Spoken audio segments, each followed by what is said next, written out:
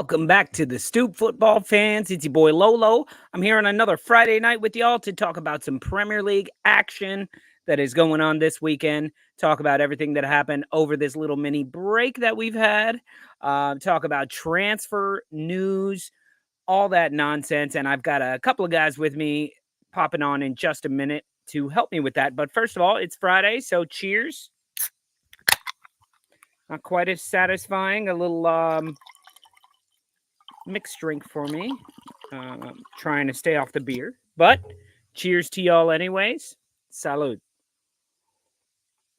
Director John isn't around today, so I can't cheers with him, but wherever you are, John, cheers to you. Happy Friday. All right, let's see who was already in the comments today. We have Anders, of course, first and foremost, saying, look, LUFC.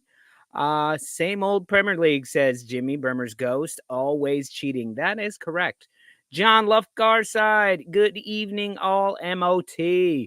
Ghost, Danny, Love, Rumsey, saying what needs to be said. Smash a like and please subscribe, or subscribe, please. Scooby D2, good to see you as well. I don't know anything about that, Scooby. I'll check it out, though.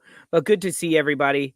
Happy Friday to everyone. So, what do we got going on this weekend? Well, we've got a very dull, boring transfer window. It looks like not much is happening for many teams at all. In fact, Fabrizio Romano is having to take out a mortgage on his house because he was banking on way more action. So he's reposting his own tweets, which are all the same crap of people that we've never heard of going to teams that we don't care about. So poor him. Yeah, right. But Arsenal, for my club, we have not been active in the market, and that is exactly what I expected, to be honest. I don't think, look, if we happen to pull somebody in, it's not going to be somebody that Arsenal fans are going nuts for. We are not getting that striker that you want. We are not getting Ivan Toney. We are not getting Karim Benzema. As much as I would love that to happen, it's not happening. And we're not getting Jose Mourinho as our coach. So get off all that. And of course, we got with us a Leeds United supporter in the house as well, who will be giving us a Leeds United update. So all you Leeds fans in the house, let us know how you guys are doing, and we'll dig into your place in the table and all that. But first off, I would like to bring on my lovely co-host, Mr. Mark. Welcome to the stage. Hey, everybody. FA Cup next round. Wolves coming back to I got 100 and some odd minutes. Excited. I got so excited with the first result against Brentford that I went out and ordered myself a jersey, and I almost had Korean guy put on the back. But I felt that might be kind of racist, having like a dude that's from Brooklyn walking down the street with a jersey on his back that says Korean guy. That just a little bit weird, maybe. Who am I kidding? I don't wear my Wolves jersey outside the house. And you've usually got something not that over good, and you know, whatever. But and then it arrived just minutes before Wolves played Brentford in the replay. Oh, so you can't watch it now. Which of course was not televised. So I ended up watching I didn't even know it was going on. Well, we did well in both matches. I'm very, very, very proud to wear this brand new jersey. But you wait, to answer your question though, is it racist? I don't think it's racist at all. The problem is, like, if you wore that around Wolverhampton, you'd be a legend. Right. If I wore it to the bar in Manhattan, shout out to McHale's. I'm sorry, I've never been there. That's a little too close to K-Town, so you may not be in a good. Actually, it's not. It's on the other side of the park. Okay. It's on the west side, so not that far. But I did think it was pretty close to K-Town, much like our favorite football factory. But I was like, would it be racist if I was just like some white guy walking down the street with Some the wager someone in New York, someone in New York Korean would guy. someone in New York would definitely think it's racist. And then you just go, "You don't watch football. I don't need to talk to you." I watch football. I watch Patrick Mahomes. Right. Mm. He Exactly. uses his Exactly. hands like all the time. Right. It's not quite football there. You know, speaking of football, speaking of American football or NFL, I was traveling recently, and I brought up the whatever, I think it was the Steelers versus The Bills? the Bills. And I was watching that on my phone while traveling. And I swear to God, for every 5 minutes of football, of sport play, there was easily another 10 minutes of commercial time. I can't do it, And it man. I was just can't. like it would literally be, all right, they're kicking off, commercial. All right, that's a 3 and out. We'll prepare for that punt, commercial. Punt, commercial. It just, It's I too don't much. It's I I can't stand it. I do can't that watch it. anymore. I can't watch America, it. can we follow the English formula where we just like put advertising on everything in the stadium and on every single fan and on every single player, and just cut the commercials to halftime? You can play like 15 minutes of commercials at halftime. Yeah, But make give us our halftime 30 lives minutes. Make back, halftime an man. hour if you want. Sure. Give us a chance to Exactly. go for lunch. Give those players a rest, and us fans, we Yeah. can have a nap. Yeah. It's crazy. Well, speaking of not playing football, when we were talking about that, another team that's not playing football is the Dallas Cowboys, and we have Gary on here. They don't play football, and he's got himself muted. He's shaking Here we his head. go. He Here is we like, go. nope. Here we go. He's sitting real Here we low. go. As soon as I heard Mark bring up American football, I was like, it's only a matter of time before these fools, yeah, I called you fools, decided that, guess what? How about we talk about my How team? about them boys? How about them boys? Yeah. Dude, you know what? I went over to a friend's house. I bought some beer. I bought lots of beer. I bought a bottle of bourbon. Let's just say You drank your sorrows away. That's what there was no more bourbon left in that bottle. Oh my God! We No, weren't even like Jerry pounding. Jones. We were just taking our time because, of course, after a quarter, It was done, man. You guys were early into the second half. Hello, everybody in the chat. Once again, hello, Lolo. Hello, Mark. Sorry, I didn't even have my intros. Sorry about that. But these guys. No, I know we caught you off guard. We were gonna go in a different order, but as soon as we started talking about teams who can't play football, we had to bring in the Cowboys. So let's go ahead and bring on the guest who just got bumped by a Cowboys fan, the betting expert himself, Mr. Tom. Everybody, Mr. Tom, did you put money? You know on what? Dallas Now you're losing? really pissing me off. Yeah, you know what you're doing. You know what you're doing. Oh, don't look dumb. Both of you up there, don't look dumb. You know exactly what you're doing. Wow. How about those Packers, eh? Yeah, exactly. Wow. Would it? Dude, we can't get the Green Bay why don't hat you just again, spit Gary. on me, piss on me, everything? Enlighten us, Gary. Enlighten us, Gary, because us in the top row, the upper. I'm not. we have This no is idea all what you guys lost are on me, talking my about. friend. It's all What's lost your word? on me. What? Who'd you just lose to last, Lolo? What team did you just let your team just lose to? Fulham. Yeah, basically that's the last team to beat my team. What team is that? What is he the wearing? Green Bay Packers in the NFL. Is that a Packers? Oh, this is a Leeds. Yeah, I thought so. Leeds. Yeah, it's a Leeds jumper. No, but you know what you're doing with the NFL is what I'm trying to say. Oh, Gary, they don't Yes. know that I support the Packers, clearly. Oh, you're a closet Packer fan? I get it. It makes No. sense. Most They've just Packer forgotten. fans outside of Green Bay are closeted. Trust me. Yeah, I'll Trust pack me. all the fudge when it comes to Packers. I tell you. Is that too far? But far? I unbelievable result, Gary. I know you feel the same way. And I will go on record right here, right now, on our very own football show and say the following: Jerry Jones needs to fire Mike McCarthy. He was brought in to win playoff games. He has not won a playoff game. You are fired. End of as someone said once, full stop. Yes, sir. Yes, sir. Who cares if you're the top MVP candidate midway through the season? Who cares if you have one of the best defenses in the land? Who cares if your offense is one of the tops in the country? It don't matter if you can't win a playoff game against a team that is legit.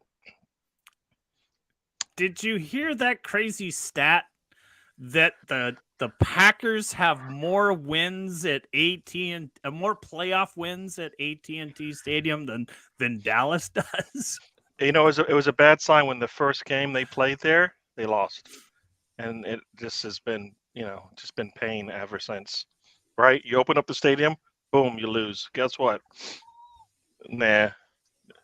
Yeah, well, Yeah. Gary, with Dallas, weren't you guys like 10-1 and then 16? We were 15-0 at home going into that game. But like going through the season, weren't you guys like? I felt like I saw a stat that you guys were like 10-1, and then you went like 7-1 or 1-7 in your last run of games. No, we did. Yeah, I expected us to lose at least 3 of those games, and we won them all. And I'm like, damn. Well, now we get to play at home. Well, here you go. Here's now no more excuses. No more road teams on the West Coast. Nope. You're playing at home against the youngest team in the land, and you can't beat them. They just ugh. All right, can we move on, please? Yeah, so let's move on. We can go in a few different directions, but taking the NFL example here, Gary, you were saying how you can win all these games, but then it comes down to a playoff game. If you can't win that, your season's over. It doesn't matter how good you did. You could be undefeated and still lose the Super Bowl, as we've seen happen. That makes me think of Leeds United. We're halfway through the season here. Leeds United are actively shooting for a playoff spot, right? We don't think you're going to win it, right? So we're actively shooting for a playoff spot.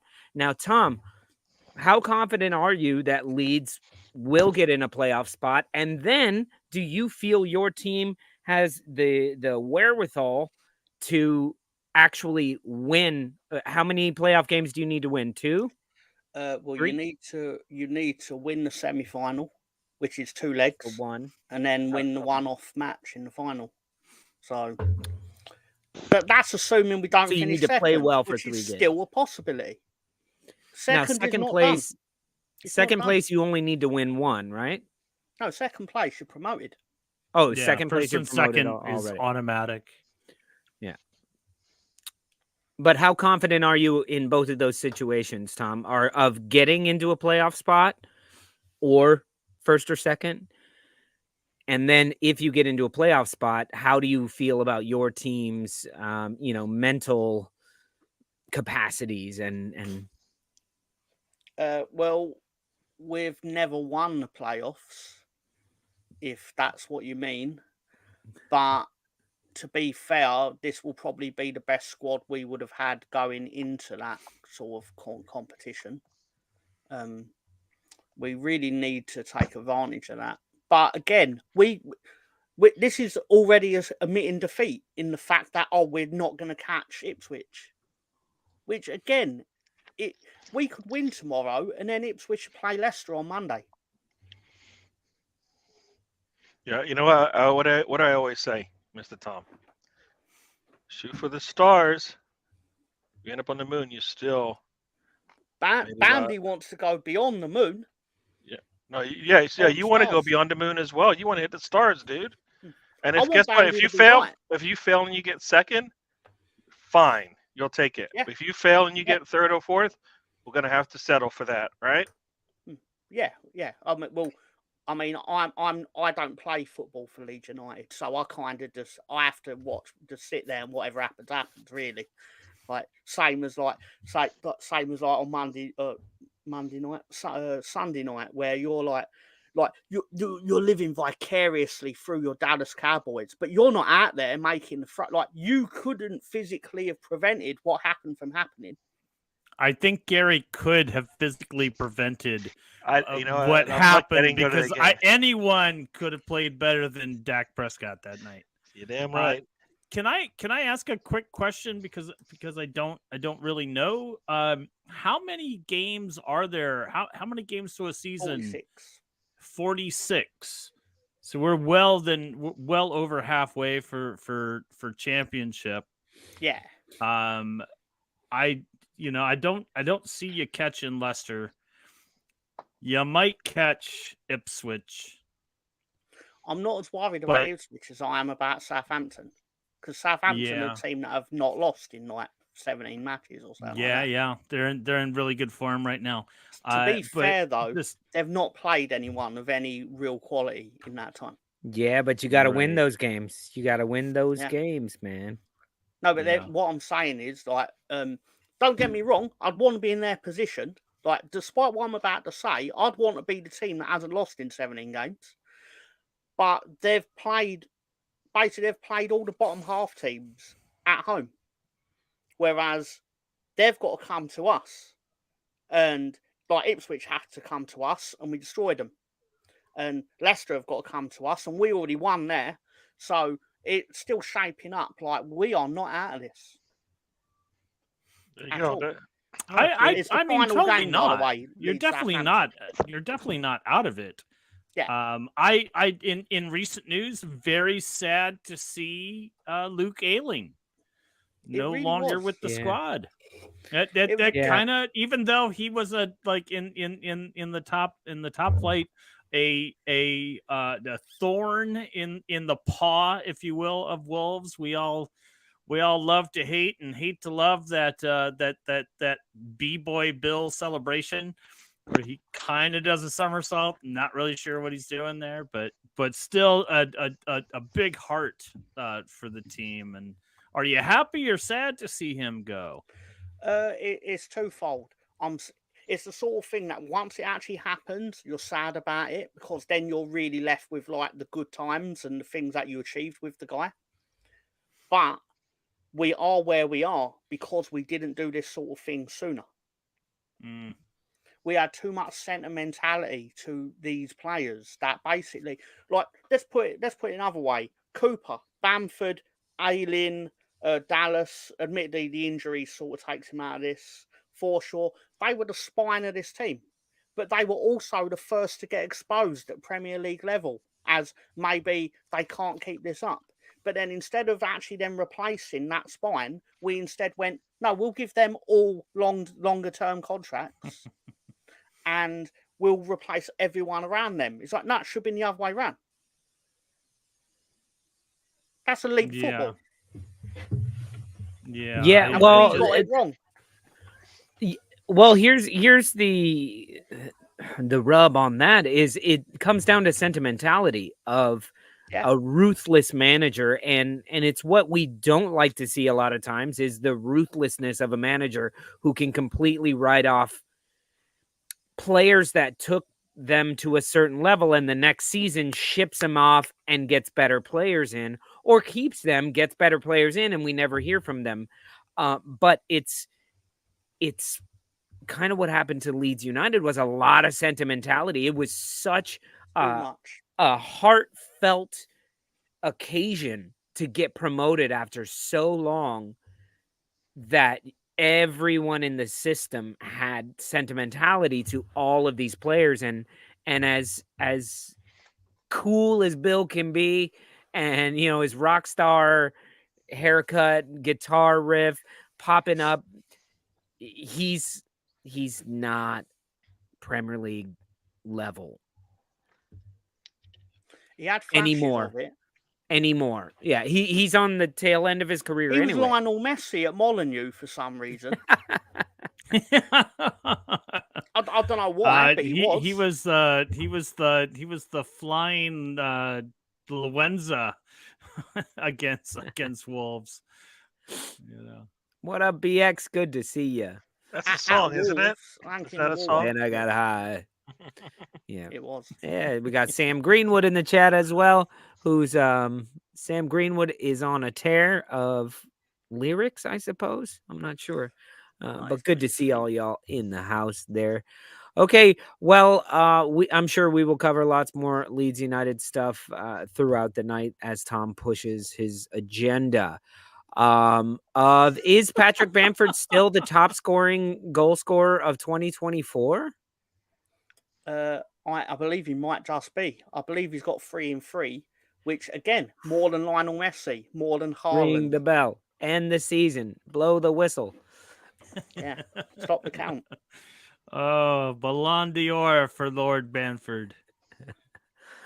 Oh no, that should still go to Junior Firpo because someone had to assist all these goals. Is he the one doing the assisting? He did some of the assisting. I did see the goal that everyone is talking about, saying The that it's FA the Cup? greatest goal of all time. I think Garnacho's goal is just a little bit better, but I don't I'll think give it's it to the you greatest guys. Leeds goal of all time, to be honest. No. It's a great No, goal. It's not It's a great greatest. goal, but I don't think it's Not the greatest anything. I think if anything, it's The greatest it's Patrick Bamford it's, goal. It's amplified by the fact Low that bar. it was like you just Low would bar. never expect that from Patrick His Bamford. goals in the hat-trick at Villa were quite sexy, to be fair to him. Yeah. Obviously, I wouldn't expect you to remember that, but my Leedsonites out in the chat are going to know this. Well, the only time I remember Leeds playing Aston Villa, it was a not snoozer. and I almost snoozed.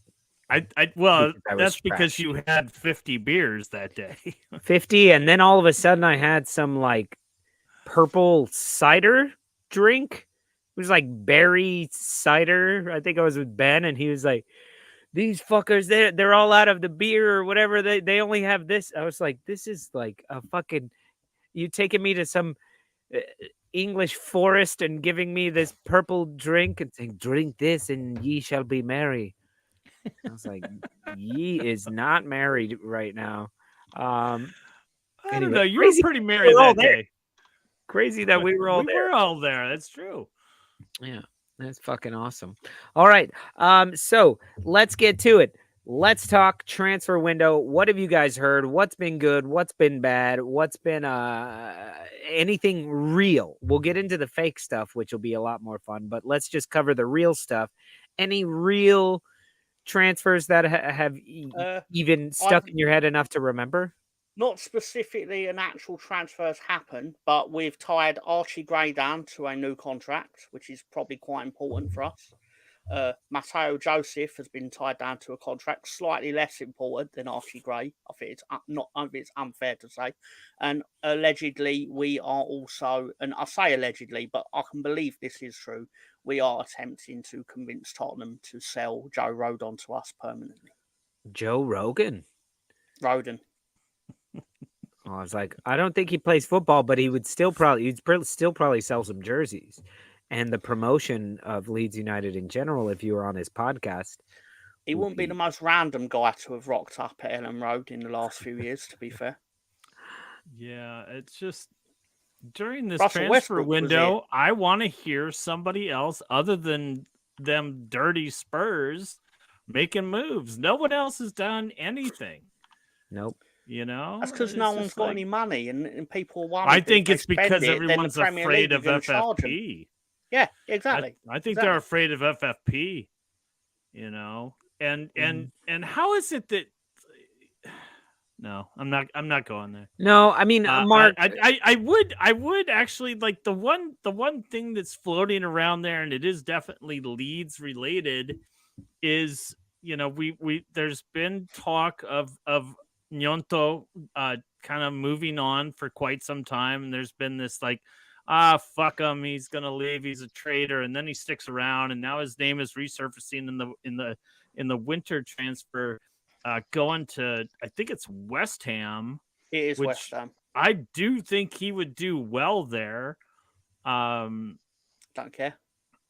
I don't know. It's like, is Gnonto that good, or is he like just kind of a guy that's just like, I'm only gonna play if I want to play. Potentially very good, but at the same time, he's had minutes in the Championship, and no one talks about him.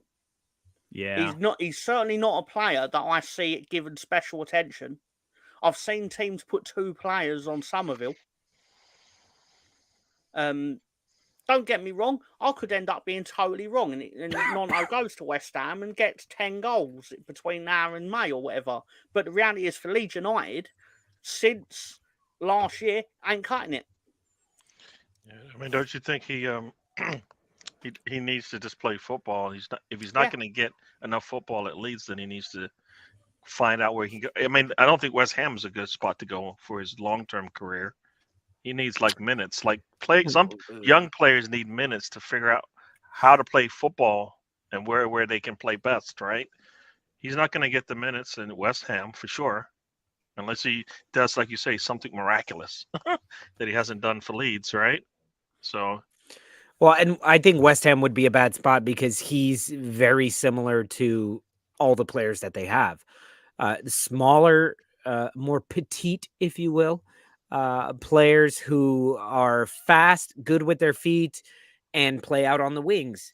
And they have Jared Bowen, Said Ben Rama, Paquetá, Fornals, Kudus, all these guys who do the same fucking thing.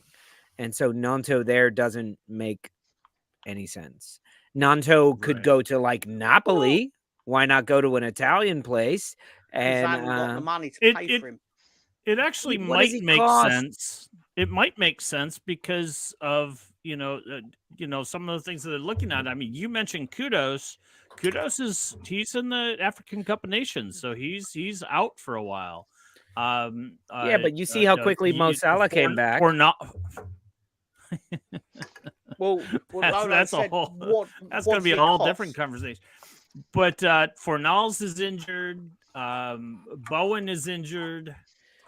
Listen, Ben before Rama you list off all the people back. that West Ham are injured, let me just say something. It's something new that I learned about West Ham in the past few weeks, and that is fuck West Ham. I don't like them anymore. Moving on. No. You have to prescribe to the same thing that Mr. Thomas prescribes to. You don't like anybody. You don't like anybody unless they wear the red shirt and they play at the Emirates. Is that all right? Yeah. All right. Well, I mean, I like us when we play away as well. Well, I mean, Arsenal, all right? Cannon on the front, all right? All that. Anything you want. Arsenal, okay? You like Arsenal, everybody else, we don't care. All right? Yeah. We don't care. That's how it goes.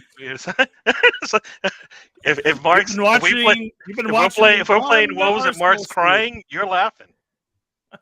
Right? If he's laughing, you're crying. Because you're pissed. That's how this thing works. I'm having a better year this year. I can like you got something going on there for sure. I can stomach those losses. Mark's doing just fine. We're doing okay. Okay. Are you still in the cup, Mark? Did you win the other night? We did. We're still in the cup. Extra time, it was it was a performance on not only the first game against Brentford, where they played 80 plus minutes with 10 men and managed a draw, but then came from behind in the second match. So I was so proud that I went out and bought the new jersey, and it arrived just in time for the replay. So that's an omen. Did you end up beating Brentford? Yes. Oh my God, Mark, answer a question. Fucking hell, that was 12 minutes ago. Oh, I was like, I was at the point where he's like, and I ordered the jersey, and then I tracked the number, and then I double checked the tracking number, and then I checked with the postman Pat that he then gave me the shirt, and I'm sitting there going, so what's the score? Did you win in extra time? God damn it! well, since I didn't mention extra time, you know what happened. I'm knew it was very 2-2 going very into extra proud time. of our results, and yes, we beat Brentford. So now, for the first time the second time since I have been a Wolves fan, that I get to watch the true rivalry of Wolves and them Baggies at the Hawthorns. So yeah. We will play West Brom. But how long have you been supporting Wolves? Just a few. How long is our show, everyone? We all know how I chose Well, Wolves. yeah, but the first year we won in the Premier League, West Brom were also in the Premier League. So you've played them. Yeah, but our show started in December. So I think they had already played. What, twice? You are muted, Lolo. You're still muted. There Okay. you are. West Brom were in the Premier League, weren't they last year or the year before? No. 2021, it was West Brom. West Brom were up. Yeah. And so yeah, were made in 21. When Leeds came up, we started covering Leeds. West Brom also came up that season. No, I've only seen one. I've only seen one Midlands derby. He's wrong. He would have experienced both Midlands derbies. Yeah, that's what I'm saying. I probably pronounced it Derby back then. That might be true. No, anyway, I think we talked about it, West and Brom, you said that you I'm didn't. Very excited. You said that very you didn't have to see a derby much against them or something like that. You find out what John Garside, what's that, 4-0 in Banter? We started, did we start in December of 20? Yeah. We did. Yep. Whenever Arteta was hired, we started like a week later. Oh, so December of 2019 then? Yeah. Okay, so we are not impressed with any transfers that have happened because not much has happened. So let me ask you guys, out of all the crazy speculations and things like that for your club, other clubs, all this, that, and the other, what is one of the craziest or wildest ones that you've heard? Can I start and then I'll just shut up? Yeah. What? Oh, you don't have to Benzema to Arsenal was like, what? That was absolutely crazy. When I heard, but why not, Mark? Why not? Why wouldn't it happen? Why would you want it to happen? Why wouldn't you? If you were supporting an MLS club, then yeah, I could believe it because that's a retirement home for football players of that age, right? But Benzema would strike most strikers off the pitch in the Premier League. But listen, that might he was Ballon d'Or status this season. Yeah. He only left a season ago. Yep, that's all true. That's all true. But then if you win teams, I'll tell you what happened. Edu, we'll call him Edu. Goes on to, he looks up Benzema on Wikipedia and he looks through and he goes, he did what with the French national team? Oh, yeah. Never mind. I forgot about all that. I was just thinking about football for a moment. Because then all the French players at Arsenal, I don't know if we still have any, would be like, I'm playing with him. Well, would Saliba know? Again, I'm pretty sure Saliba has internet access and could Wikipedia his name and go, he did what with the French national? I'm going to keep doing this for any French player you name. I'll be like, they have Wikipedia and they can go, he did what with the French national team? Anyway, sorry, I made my point. I'm sorry. Can I answer the question that from the Leeds fans? They just wanted to know a bit. Basically, yeah. 4-0 and Patrick Bamford is 19.25 to 1. If you add Daniel James, so Bamford and Daniel James to score, 4-0 is 37.92 to 1. I hope Well, it all happens. right. Because fuck Preston. They go fuck themselves. Did they beat you the last time? They did. They Yeah. really did. I don't And know. I don't think they've won since. We don't get to. I don't get to watch Leeds much anymore. It is one of my preferred watches, as long as it is not competing That's with. all right, Mark. Neither do Leeds fans in England. I want to watch Leeds, and I can't. It's No, my point is, like you said, you didn't get to watch them. Like, well, neither do I. Unless we're on Sky. Fair. I actually had a conversation with somebody that was, it's like, oh, it's so easy to watch. And I'm actually, no, it's not. Yeah. Well, this is a cool new function that we have on with StreamYard now, but Gary is actually streaming on his channel as well. Here's a link to it. So open up a new tab, click on that link, and we'll get double viewership somehow. I'm watching it on every tab that I have open, minus Mark's OnlyFans. I keep that one open. It's a camera from the back of the room. You get to see the plumber's crack the whole time. It's from the back. You do have to pay $12.99 a month. I do I constantly think that's a little request high, where's the Mark. crown. Needs the crown. Yeah. Wow. Oof. But anyway, so Gary, any transfers that you thought were crazy but could be cool? Transfers that I thought was crazy, huh? Oof, Rumors. Mbappe. I thought there was the I was gonna Benzema. say that. I thought there was an Mbappe one, which like sounds ridiculous. Like, yeah, that's gonna happen. Yeah, not at all.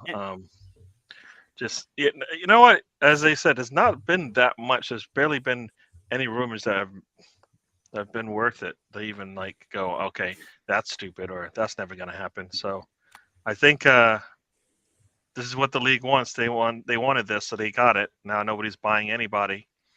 And I think that, the well is dry.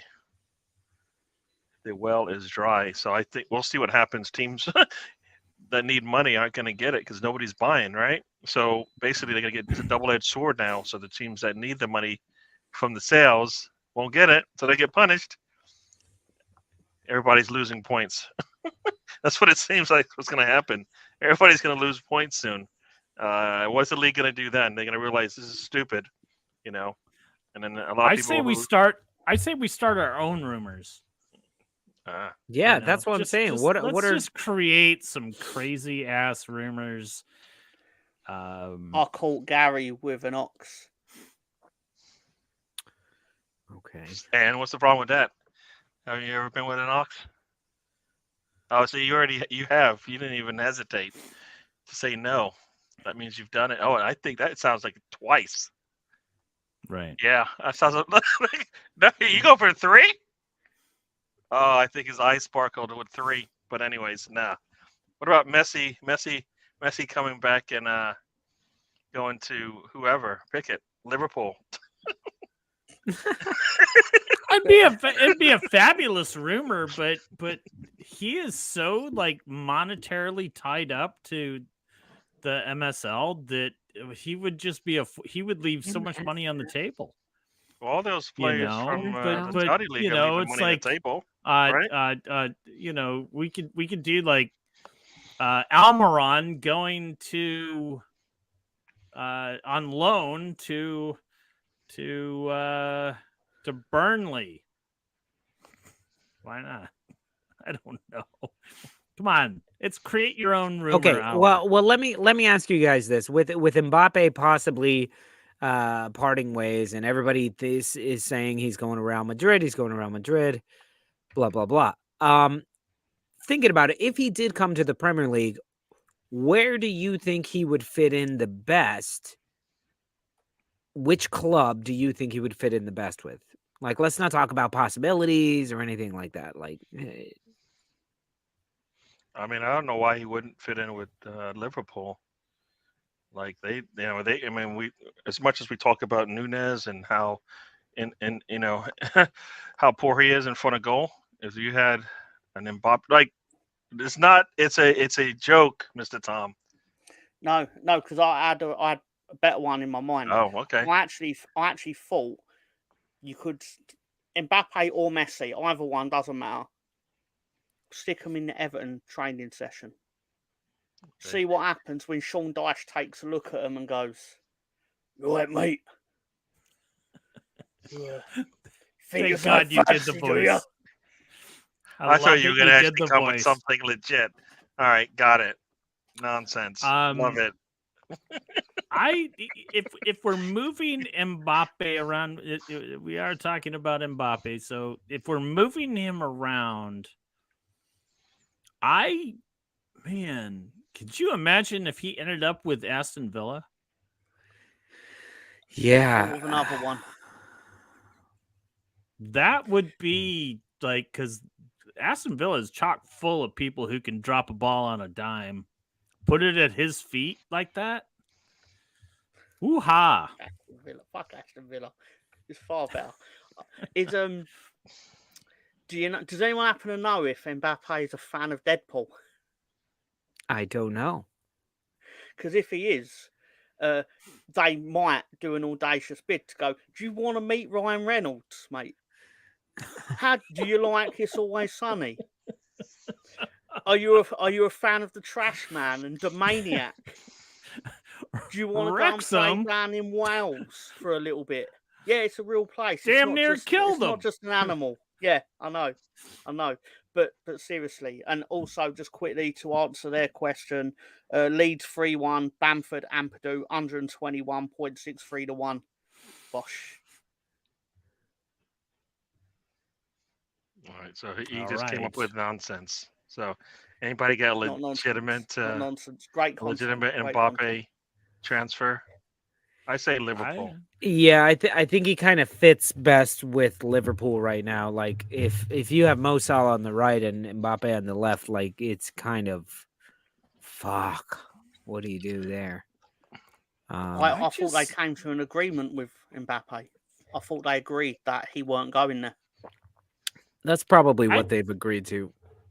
I just see a Lukaku issue if Mbappe went to Liverpool, where it was just way different players. I totally agree with that, but also it's one of those things where it's like, you know, there's this, I don't want to say pressure to perform, but you kind of almost put pressure on yourself to show the world that they brought me into this new league and I'm going to crush it. And it didn't quite work out. Now, I know that, like, you know, there was kind of management issues and kind of personality conflicts between Tuchel and, you know, but I don't know. That's what I see. I don't think there's enough ball going around at Liverpool, and I think they want to stick with the players that they have up front, because they're awfully deep up front. Why? What is up with all this quality common sense stuff? I thought we said we're dreaming here. 28 seconds ago, he was upset at my nonsense. And I was. Now, you guys, nonsense. I want to. Let's bring it to the center. You guys are on different ends of the spectrum. The center. Well, I gotta say, Gary, you reminded me of a very important thing, which is we're dreaming here, and let's fucking dream. Mbappe on Arsenal would be fucking incredible. I'm sorry, Martinelli, you have not been cutting it out there on that left side. Neither has fucking anybody. But imagine Mbappe out on the left. Bring him to. He's another player who can play centrally. He can play on the left. He can play on the right if he needs to. He is just mind-blowingly fast and better on the ball than anyone on our team, and can finish and can assist and can just burn past people. He would make any team better, but I think Arsenal are actually not a bad fit for him. So when it comes down to him not going to Madrid and everybody saying, okay, Liverpool's getting him, Arsenal, you want to be a big club again, I know we said this with Declan Rice, but you want to be a big club again, fucking go out and let's stop looking at the Ivan Tony. Let's stop looking at Brentford fucking rejects, Chelsea rejects. And why don't we start looking at big players? Ivan Tony is hardly a reject. You would take him in a minute. You guys just can't afford him right now. You don't understand. We're dreaming here once again, Mark. Bring it. Get up and head it up in the clouds, dude. We're dreaming. Okay. Anybody can hit a shot. We want the best, and Mbappe's the man. We're bringing him home. There you go. Done. Yeah, BX says next summer will be a winger's dream transfer window. He thinks Mbappe, Rafael Leao, Vinny Jr., Son, and Salah as well will be moving on. It's not crazy. All those people. Mbappe's definitely leaving. Leao seems like he's going nowhere this season, but I don't think Leao is going anywhere. Last season. I don't think Leao has to take a step up. He's got to take a step up. I know Inter Milan AC Milan. I know he's they're a cherished club and all that, but let's be honest. Yeah. Leao needs to be at Barcelona, Real Madrid, or in the Premier League. Sure. I heard of a rumor. I don't see Junior going anywhere, and I don't see Son going anywhere. Even if we're dreaming, unfortunately, Vinny would have to move to Saudi Arabia. I had a dream that Barcelona and Patrick Bamford were one and the same, and Bamford wore the Barcelona shirt, and he scored 4 goals in one game. Okay. All right. You said dreaming. All right. Yeah. Now that's like beyond dreaming. Come on. You're just hoping that he's off your team soon. Do you want? I can't help it if two things aligned. What is that? What the hell is that? You drinking like vermouth tonight? Tequila. Anejo tequila. I do have one more serious transfer. What is serious? What level of serious are we hitting this time? Not very high, if I'm being honest. But Troy Deeney got sacked last night from Forest Green Rovers after 6 matches, and I believe he was there for 29 days, something like that. Yeah, it was his first attempt at managerial position. Yeah. But didn't he call out all of his players and everybody on social media? One of his players happened to be the player that missed the penalty for Coventry in the playoff final. That basically Luton got promoted. So he basically went to him, why do you think you're here instead of at Coventry in the Premier League? It's basically because you're a failure. And the way you've been playing here, you'll be in the National League next year. And it was like, all right, these things might be true, but how does that help the team or the player to tell him that? He did not read the manual. One thing you have to do is hype up your man, hype out your men, hype out your fans, hype out your manager. Everything's positive. Charles, what's the point? What are you doing? It's written in the manual. Number 1. I didn't even realize that Deeney was no longer I thought he was still kind of somewhere in some teeny weeny league. He was playing for Birmingham with last his year. teeny weeny beanie. But teeny weeny beanie Troy Deeney? Teeny weeny beanie Troy Deeney. Absolutely. Can I get that on a jersey? Teeny weeny beanie. But I know who they're going to replace him with. I've seen Rooney. No. Dele Alli? No, we're talking about Forest Green Rovers here. Jose a Mourinho is going to get the job.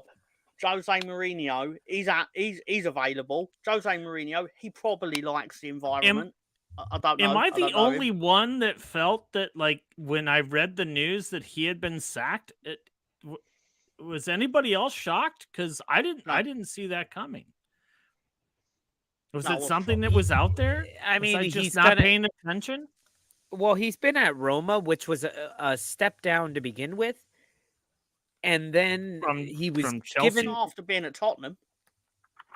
Well, I mean, it's for his caliber. Like, if you're gonna move to a second class league, and I'm sorry, to me, La Liga, Premier League, and Bundesliga. After that, you're down a row. If you're going to move there, you're Jose Mourinho. You move to the best club and you take over and you start winning shit. You move to Roma, it's always an uphill battle. You're going to be in European competitions, but to win, it's going to be rough. And he was given some people here and there. You know, he had what's his name from? Oh my God, Tammy Abraham. Oh, Tammy Abraham, yeah, who he kind of got some good stuff out of. And so look, it's like, what are you gonna do from Roma? To be honest, Chelsea would be the answer right now because Pochettino's having a hard time, but Pochettino is really the answer for them in the long run. So I don't think they're gonna move for Mourinho, but I don't think anybody should move for Mourinho right now. I bet Chelsea can't even afford to sack Pochettino, even if they wanted to.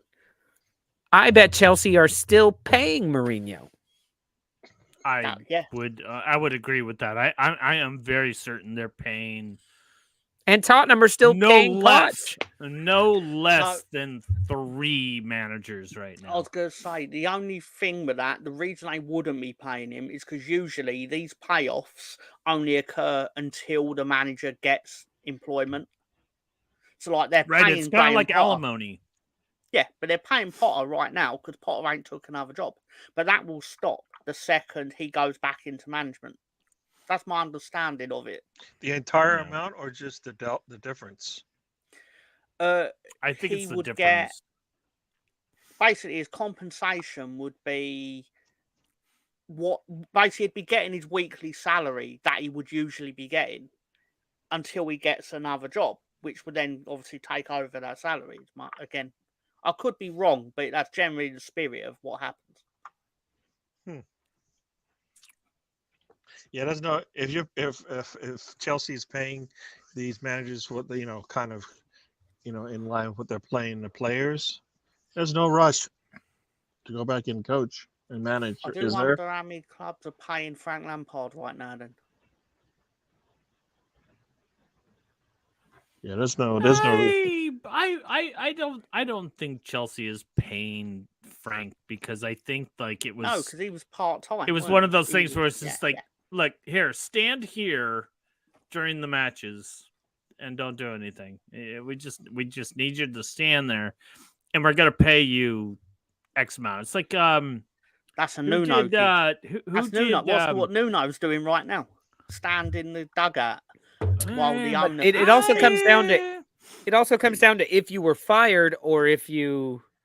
Mm-hmm. Well, I guess managers nobody really don't quit. walks away. Managers don't quit anymore because of the payouts. I mean, because as far as like, I was thinking about a normal job. The gentle letdown of the fan base and the press. Oh, it was a mutual decision that these two teams, these two individuals stepped away from one another. No, you got fired or you quit, and you said your wife is a lousy lay. Wait, what? Yes, I said that. When I first started football, you didn't want to be sacked as a manager because of the embarrassment and the stigma that came with it. So you would want to, like survey the land and see, like you'd basically like, you can't fire me, I'll quit type of thing. Yeah, because and back in the day, like Peaky Blinders era, if you got sacked, they actually put you in a sack and threw you out of the fucking stadium. So it was embarrassing. Right. Yeah. You're like, oh, God damn it. What is he talking about? I was actually trying to think of fat football managers to then see like what poor sod would have to throw them at, but I didn't really think enough players could get them thrown out. It's someone like Big Sam is like, I don't care if you fire me. Fuck you. You're just going to pay me money. A pint of wine hat as well. Yeah, that's the thing. Yeah. So where do we think Jose should go? Where could you see him going right now? Barcelona. Boom! Nailed it on the first try, Tom. 10 points for you for trivia later. Wow. You think that's really going to work? No. Like, I think Xavi's on a he's teetering on a knife's edge right now. He has worked for Barcelona before. no, I'm just wondering about his, his demeanor and all that kind of stuff, and if that, if that's going to work with the Barcelona players. Well, I It will just if they start I winning. would It's wait not- for you know that what? like The- classic, Jose rant to the media, like a presser, and he just goes off on a tangent, and It's- you have no yeah. idea what he's talking about, and then he says, "You know what I'm talking about." Yeah. I'm not No, I'm down saying with it's John not. on that. No, I was going to say We've it's not. seen It's not like so many times. yeah, it's not like Klopp or Pep walks into the building and everybody's listens, right? It's not the same. I don't think he carries the same kind of weight like that, and I think that's what they need. I don't know, man. I mean, I know he's got the I CV for it, but I think those sometimes- lists of trophies would make people prick up their ears. No, but for his sure, football you would know? benefit them in the back end of a Champions League Mm. because he would make them hard to beat. Yeah. That like that's how. Like yeah, granted, Real Madrid had Ronaldo, etc., but he still won the Champions League with 3 different clubs of different caliber. Like, Mhm. despite what we all say about him or what was said about him, that he still won the Champions League with Porto. Who? Jose Mourinho. Mourinho. So Mourinho. Barcelona, Yeah. So Barcelona, if they got him, would be able to challenge with City and Napoli and Barcelona are Yeah, so and Real close right now. Madrid. Barcelona are so close, but they've got a very new manager who's, he's a legend and he's an incredible footballer, but he's figuring it out as he goes along, and he's got a lot of personalities to do. But So is he doing a bad job, or No. is it just No, you I got to don't wait? think you No, gotta take your no, time. but You he just gotta might take be your out of time, his right? depth. He might be out of his So depth. you don't think he'll get there in a year or two? He may well do. I'm But is just it- saying that if they did sack Xavi tomorrow, then that's who they would have ready made to bring in, Yeah. right? I don't think that will happen. But when you ask the question, what, because they're Barcelona practically the only elite club that is not managed. And Yeah. Tottenham. No, but Gary, so Xavi, they won the league last year. They Mhm. won La Liga. But it's still known that they're in a transition. In How many years has he been phase. doing this He's thing, like working 3, as a maybe. manager? No, as a 2 manager. or Was 3. he? Is this 2 or like 3. 2? That's it. Just First 2. job. First job. First yeah. job. Like I like the reason why I'm asking is, do you want to have a manager for a decade, or do or if Moreno comes in, he's gone in what 2-3 years, right? Elite clubs. And don't you care might be for back- managers there for We a might be decade back anymore. starting again, redoing this thing again in 2-3 years, and you might have won a trophy. It's not guaranteed, but if Xavi gives you another, for example, another 7 to 8 years left, your chances are higher. But that all comes down to aspirations, teams' aspirations, and Mm. you look at it. Barcelona fans and all of Barcelona are wary on Xavi, and he won the league last year. Yep. Like, he won the fucking league, and they weren't expected. They had just been hit with all these fines, and they lost Messi. They've got all these kids, all these injuries. What are we going to do? We can't spend money. We've got this new manager who doesn't really know what he's doing. They go on and win the league. But for them, for a club like Barcelona and Real Madrid, it is crazy how much more important the Champions League is than La Liga. It just puts you at a different level where, we as Arsenal fans, if we won the league, we're keep the gaffer for 20 fucking years. They win the league and they're like, yeah, but we were we weren't even in the Champions League last year. Well, now we're out in the third round this year. That's no good. Win the league. Yeah, because Real Madrid took a sleep, Right. But isn't that more kind of indicative of the fact that Barcelona pretty much, they win their league consistently, right? Well, either I them don't or really Real pay a lot Madrid of or attention. Atletico Madrid. But Real Madrid have kind of sustained their place after losing Ronaldo. Barcelona losing Messi, which happened, I think, the next season, or maybe, a couple seasons later because Ronaldo went to Juventus. But when Messi left, they were just sort of in shambles, and then all the financial shit came out. They couldn't buy players, all that. So they just weren't expected to win the league. And Atletico Madrid had come into it where it was no longer a 2-horse race. So it's just shocking that they won the league. And when you're like, oh, well, it was a bad year from Real Madrid, and it's like, well, Barcelona gave up 20 goals the entire season. You're doing something right when you do that. You give up 20 goals absolutely. the entire season. They scored less goals than Real Madrid, and they won the league by 10 points. They won the league. Jesus, I didn't realize that. They won the league by 10 points. Like, they put that shit away. So, but it just shows you the difference of where clubs like Barcelona and Real Madrid are, where it is the Champions League that's the most important. They'll let Girona win the league this year. Who cares? The league doesn't matter. Go win the Champions League. Right. That's what matters to these clubs. How many teams do you think have won La Liga? Because obviously, as you said, Real Madrid win it the most, 13. and then it's Barcelona. How I'll many say in total? 13. It's not 13. It's not 4. It's somewhere in the middle. 7. 8. 8 is, I would be saying, you are correct if you was correct. But you are close. I will choose 9. Tom, you are comedy gold right now.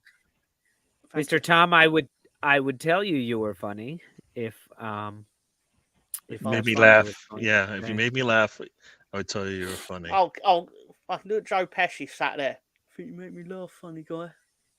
Funny guy. You think I'm funny? You're not that funny. Funny how? Funny how? Funny ha-ha? What are you saying? Like funny ha-ha like I'm a clown? What do you mean I'm here funny? To amuse you? Huh? Like I'm here to amuse? Huh? Yeah. Anyway, well, guys, it's about time. It's about time for us to. Oh wait, did you give us the answer, Tom? No, it's 9. It's 9. Okay, 9. Name them. 9. Okay. It's Real Madrid 35. Barcelona have 27. Atletico Madrid in 3rd place on 11. Then Atletico Bilbao have 8, but they've not won it since 1984. Valencia have 6. Real Sociedad have 2. Deportivo La Coruña won it once in 2000. Sevilla won it once in 1946. And Real Betis won it in 1935. One time. Well, very interesting stuff. It is quite comical to hear, like, it's like these two teams have won like 40, 45 apiece, and then the next is like 15. Yeah. Yeah. And Tottenham would have still managed to win it in no times. That's very good. Perfect. Tottenham. All right, guys. Well, we're going to take a quick break here. We're going to go hit the little boys' room, smoke them if you got them, and feel free to enjoy this little segment that we recorded talking about world-class players. What does it mean to be a world-class player? Is Salah world-class? Is Saka world-class? Let's hear one of the things that I run across on various threads and various feeds is the idea of the world-class player. And, you read lists and you see who's world-class, and it's pretty much for the last few years been the same people, Ronaldo, Messi, Mbappe. and we know who's world class on, or at least I know, and I think a lot of people would agree. As far as Liverpool is concerned, definitely Mo Salah. But every once in a while, I kind of slide over into those Arsenal threads, and there's the screaming of how Bukayo Saka is a world class player, and that he is comparable or equal to, or I would take Saka over Salah every single time. And that in that case, that Saka has risen above and has taken his game to that level, and Salah, as he's gotten older, not quite the sure thing anymore. He's not quite the player he was. What do you guys think of that? I mean, absolute bullshit. Absolute bullshit. Absolute bullshit. There we go. Absolute New York bullshit, baby. Sorry, no chance. No, this is worldwide. Chance. I'm not just reading threads in New York. I'm an international individual. I have to get the NYPD to arrest you for that. Absolute craziness. Yeah. What do you call it? Hill Street Blues. Take him away, baby. But no chance. I mean, he's a good young player and stuff. I mean, different level. Well, do it for 10 years and I'll talk to you. See, now there's something to me. Mark and I were having a discussion of what does world class actually mean. He was starting to mention certain players, and I had to say, from my own opinion, like, I only think there's a handful of world class players in the Premier League, because to me, world class is such a high. It's something that has to be indisputable. Yeah. And right now, maybe you're I think it's floated around too easy, Lolo. I think the word legend and the word world class are being watered down. Sorry. No. Watered down. Absolutely. You can't water down legends. You can't water down world. You see players that played in the 90s, not these players. Oh, he was a legend. No, he wasn't. What you're talking about, People talking, Arteta, a club legend. And I'm like, Arteta? Legend? No. It's crazy. Well, let me sort of go into this a little bit, because I see it on Arsenal chatter all the time about the conversation of who's the best winger in the league, who's the best right winger in the league. And beginning of the season, nobody, at least once again, my Twitter feed is very Arsenal heavy, but Saka top, Salah second. Saka is world class. Salah is finished. And to me, I'm just like, you can't grow up. World class is not one game. Yeah. World class is not one season. World class is being able to 5, 6, 7, 8 seasons. And the fact that you being on the pitch is always a concern for the other team. And as much as I love Saka, and I want to even include Virgil van Dijk. Virgil van Dijk is another one on your squad that I would say is one of the few world-class players. And Alisson Becker and go. No. Oh, yeah. I'm going to side with you, Dave. I think Alisson is. I think he's world-class because he's been the top. He's been top one of the top for years. So long. Take Virgil van Dijk out. He is not world-class. Virgil van Dijk does all the work. Trent Alexander-Arnold is so good because he doesn't have to defend when Virgil van Dijk is in the lineup. So allow me to, you can't have a world-class keeper with a world-class defender. Those three are world-class. Get out of here. That's it. I give it to Dawson before. Calm down, guys. Just calm down. He's all right. No, Alisson is very, very good. Alisson is for Lolo. Who's better than him? There's the question. Aaron Ramsdale. Better. He can't even get a sniff. Oh my God! He's gonna be in a Wolves uniform in January. Stop. Who starts for Brazil? Who starts for Brazil? Alisson. Okay, there you go. I'll give it to Alisson then, because I hate Ederson. Alisson starts more than Ederson. That's what I'm trying to say. I hate Ederson with a passion. Yeah. So let me just get this out.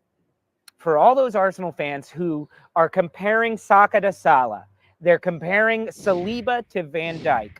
so quick to say, best center back in the league, world class, Rolls Royce, best winger in the league, most frightening player to come up against in the league, Saka.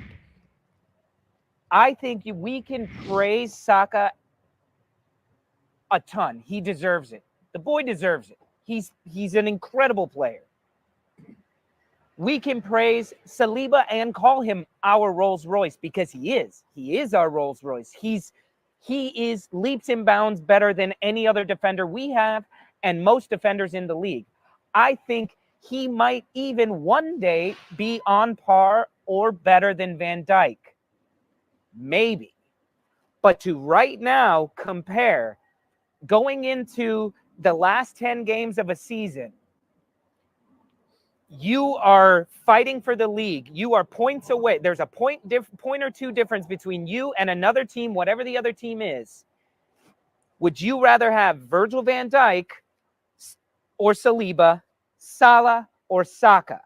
That's where it gets world class to me. Do you want and me to I say answer as that an question? Arsenal, Do you want me I to say as answer an that Arsenal fan, to finish out the league, you need world class.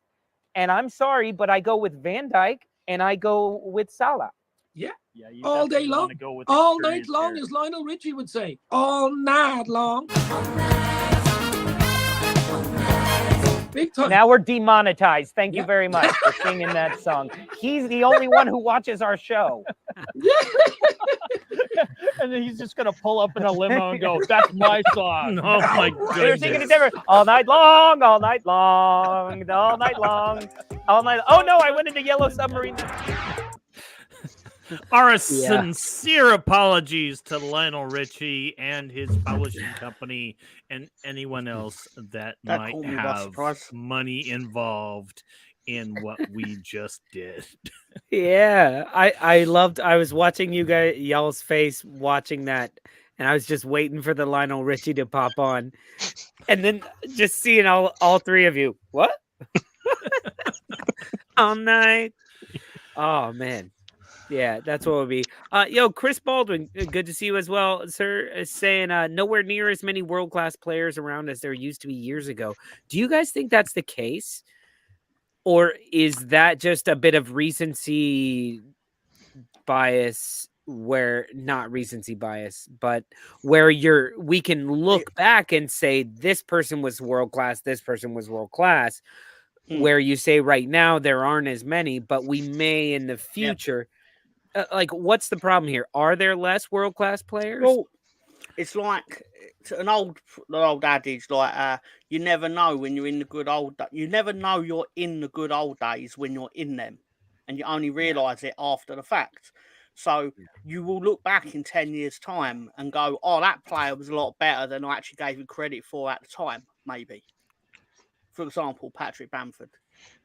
Okay. No, I was gonna say also, I think a lot of players don't stick around long enough to establish themselves that well. Sometimes, you look at a lot of the world-class players we all talk about. They don't like travel around like a lot of them do. Like, Mbappe, he's planning to leave. Even Haaland has left, right? I mean, he's and everybody thinks he still has one more move in him, right? He'll probably be world-class, but there's not few that can do what he's been doing, right, at that level. Yeah. You've got KDB. Since he's set up a shop at City, nobody sees him probably not retiring there, unless he's ready. So I think the nomad life of a footballer is kind of contributing a little bit to that, because nobody gets to establish themselves. Like I always go back to the Bayern Munich when Muller was a 20-year-old player sitting there watching. Those two crazy men up top, Ribéry and Robin, right? Decades later, he's the one doing that, and now he's almost out. And is there anybody that you would go, well, that's the next world-class player for Bayern Munich right now, right? Mm-hmm. They brought in, Harry, right? But they haven't. Where's theirs? Where's the one that's been there for a while? Not yet, right? So I think that's a lot of it. That is not even. Players don't get to stick around and build and work together because one, managers aren't there long either, right? A lot of times these managers they're helping these players get from where they started to the end, right? I think a lot. It's just I think the entire structure is all changed. What we call world class will be different 10 years when you go Right. back and look at this thing, and it won't be the same because there won't be. It's like Yeah. looking at the NBA. Who's Michael Jordan? None of them. Nobody. And Right? I think that's one of the biggest problems in sports in general, in the NBA and the NFL, in European football, is that you're always trying to be like, who's the next this guy? Who's going to be the next Ronaldo? Who's going to be the next Messi? And it's like, players that are trying to make a name for themselves, why can't they be the next Isak? Why can't they be the next Jesus or whoever, fill in your name? Let them make a name for themselves rather than that inevitable comparison to someone who was absolutely great when we watched them 5 times a year. One of the things that I'm hearing here, as far as like, who are the world-class players? Are there more world-class players? Are there less world-class players? I think there's more world-class players because we are being exposed to more and more and more football. 20 years ago, we weren't watching the Mexican League. We weren't watching Bundesliga. We weren't watching all these different leagues. And so now, with all the access that we have, I mean, a player that wouldn't have gotten even notice 20, 25 years ago is now being celebrated because, did you see that goal by dude? Did you see that stop by that keeper that plays in the African League? We're exposed to so much now. We have the potential to see so many games that we do get to see. The stage has gotten bigger, I guess is what I'm saying. The stage has gotten bigger, and there's room for more world-class players than there were, say, 20 years ago, 10 years ago, 50 years ago, whatever. And Mark, to add to that, not only has the stage gotten bigger, but kind of as Gary was saying hinting at with the NBA, is you can't look back to 100 years ago and say this world-class player, there was only 1 or 2 world-class players back then. And it was like, yeah, those were the only naturally fucking incredible players to come out. They still work their day job. Nowadays, even half-ass players who would play me off the pitch, of course, but talking about your run-of-the-mill players who live their young adult life as professional football players, yet will never be even in a conversation of world class, would have been world class 100 years ago. It's like somebody said in the NBA, don't think for a moment that bench players in the NBA wouldn't show up to your local gym and put up 75 points in a pickup game because they're that much better than you. Everyone is that much better. Now, from a young age, money can be injected into your family to make you practice football more. And you will go off and be whoever you are. That's why I think the delineation of what makes a world-class player, it's just gone up, up, up, up, up, up, up. And to me, there are maybe 5 world-class players in the Premier League. Boom, drop that. Okay, bomb. name them. Who are those 5? I don't kiss and tell, Mark. Yeah, you do. So stop playing sorry, around. will Gary, now. You're right. Stop playing You will around. Look at now. him. He's blushing. He's like, nah, Yeah, you're I do. right, I you're do. Come on. How many of the 5 play for Arsenal? Come on.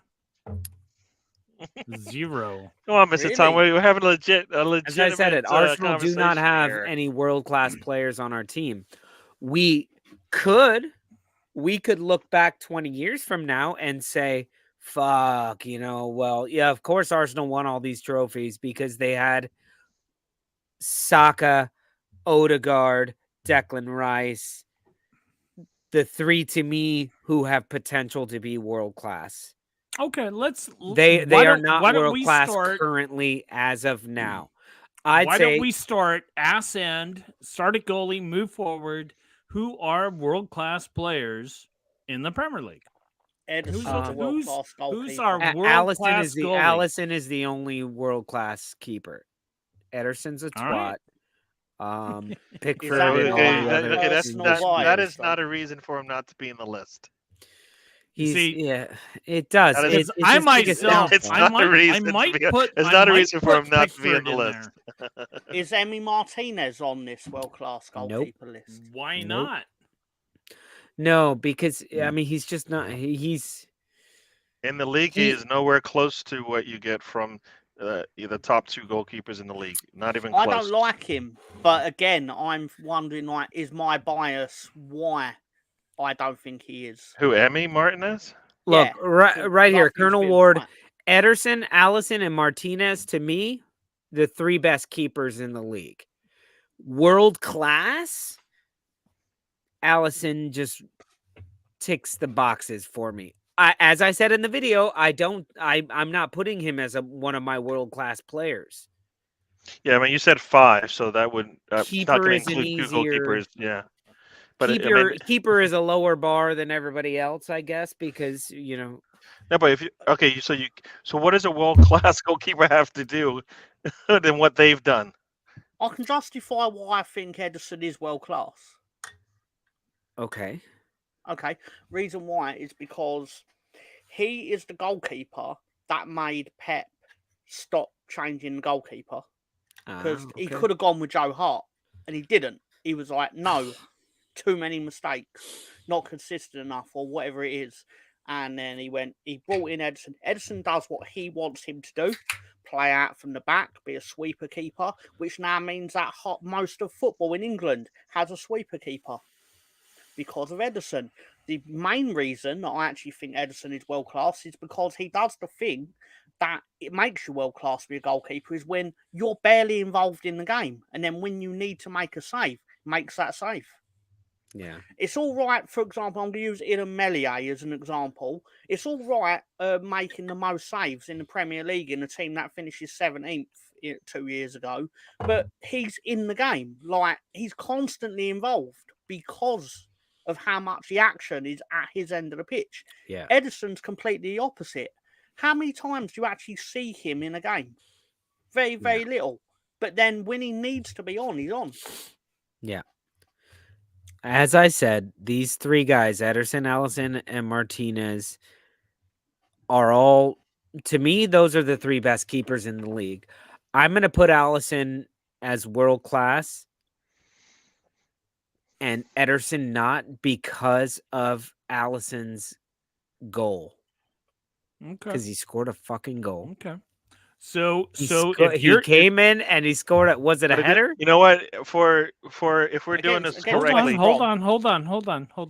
It was the winner. Lolo, if you're taking Ederson out, I want to throw in as someone who has completely impressed me this season, and maybe I have a very weak definition of world class, but Vicario.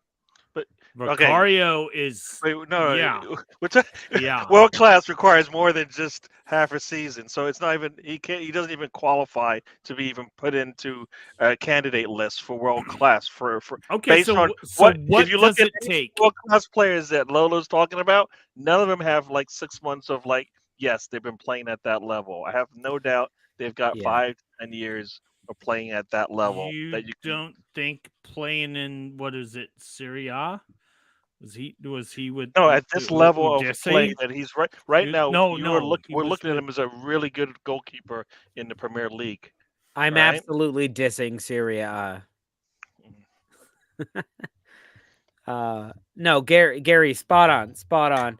But Mark also prefaced that statement with, "I may have a very low bar," and I think this is what I'm trying to do here, guys, is raise my own bar away from the Twitterverse, Xverse, Instagram world of boob, 2 goals from fucking Ollie Watkins, world class, and you're like, he might be fantastic. He might be having the season of his life, but world class is different.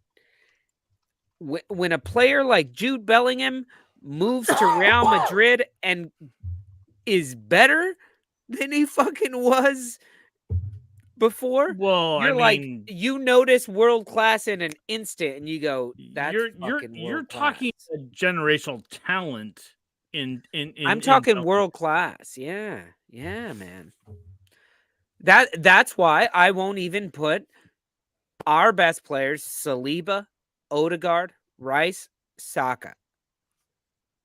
I think they're all potentially world class. I think in 20 years we will look back and say, those guys, how lucky were we to have them on our team? Odegaard, yes. Saliba, no. I think that's But more Odegaard is the player that I would say that will be considered one day world class. Yeah. Absolutely. I mean, Declan Rice could Absolutely. easily be. Saliba could easily be. Okay, so but as long as Kevin De Bruyne is playing, Rice is never going to surpass him. Yeah, but you can still be world class. You don't need and I to think be I the think only that, world that class. Kevin De Bruyne is the definition of world class right now. I mean, he Oh my came God, off yes. of like a fucking 9-month injury, 7th-month injury, and he comes in and he scores a goal and has an assist. And the assist was just stupid. Stupid, yo. Sorry, Yo, can you do that and again, I please? captained him. Okay, so let me ask you guys, who are the 5 world-class players in the EPL? Salah, KDB.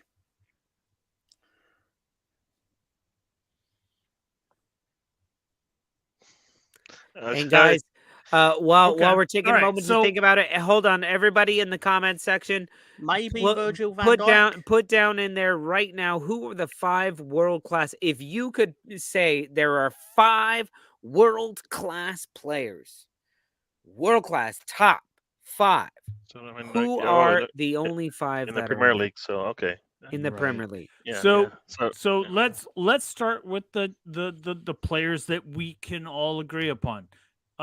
Kevin De Bruyne, I think we can all agree upon, right?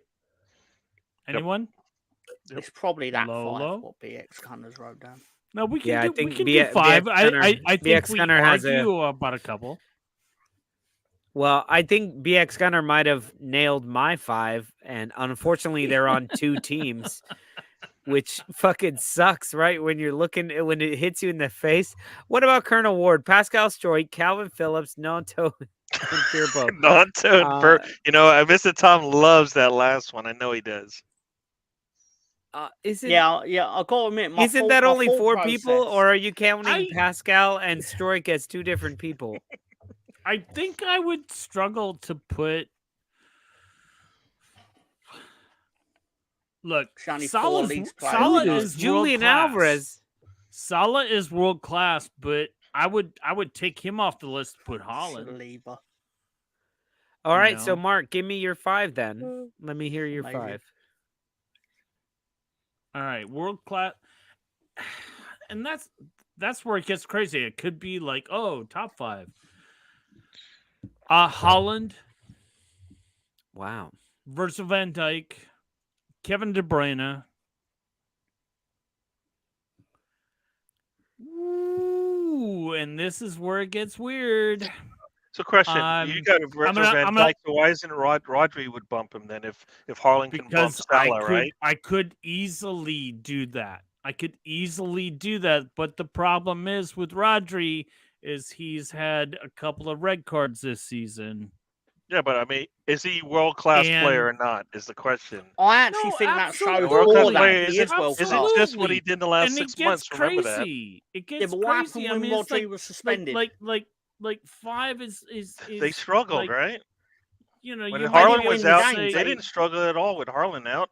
With KDB out right now, they're not struggling with him, right? They're they're much more closer to 100% ready to go with KDB there. But Harlan, they're not missing him even now. okay, sure. Without Kevin De Bruyne, they're a 6th place team, and they've shown that because he's been removed from the team the entire time. Yeah. Now with him back, they're a contender to win the league. Yeah. You know, I've often have thought to myself that, you know what? I think Liverpool is just as good without Salah as they are with him. They're loaded up front. I'm not too sure on that, Mr. Mark. Yeah, and I think you might be the only one on that train. That's fine. I will die on that hill. But they've got Jota. You'd immediately be killed on that hill if that was the situation. Maybe. But hey, he's got a hamstring injury that could keep him out for a month and a half, 2 months, maybe the entire season. We will see. I think Liverpool is going to be just fine. Chris, if you're out there watching, you heard it here first.